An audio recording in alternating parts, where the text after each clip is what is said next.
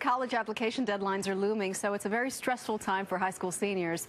CBS News correspondent Michelle Gielan is here with some tips from students who just went through the process. Hi. Hi, good morning.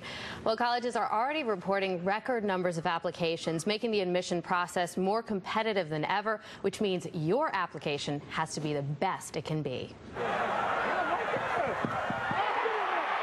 College athletics, fun parties, pattern recognition, and of course, hundreds of classes to choose from.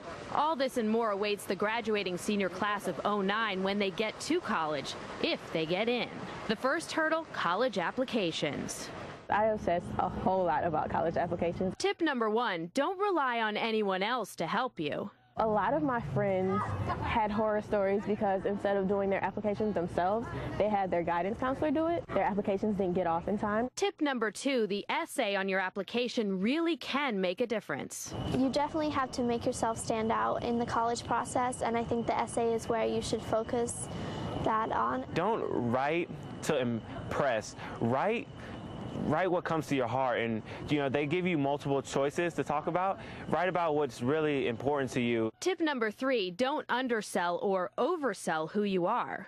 Just ask your parents, ask your friends and your family, anybody that's close to you that knows you best, to tell you more about yourself, how they see you, and tell you positive things about you that an admissions counselor would want to see. Tips number 4 and 5, don't limit the number of schools you apply to and visit as many as you can.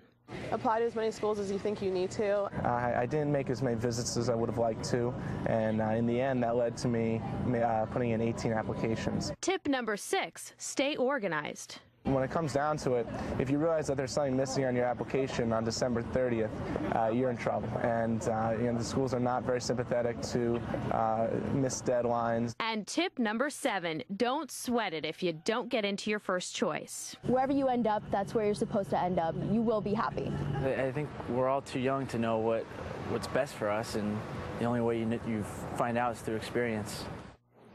And perhaps most important, please use spell check and grammar check. You don't want to send those silly mistakes off to the That's colleges. my pet peeve. That would be awful. What did these students say, Michelle, about the interview? They gave great advice in saying that it's a great chance for you to set yourself apart in person. And actually, as someone who did those interviews with college students or college applicants last year, I noticed there was one student, he came to me and he had great questions about the university. He sold himself really well. I wrote a glowing recommendation for him. Now, on the opposite end, I had a young woman. She wanted the interview. When I emailed her and I said, what time do you want to do this, whatever, she blew me off, which doesn't bode well for her. Not good.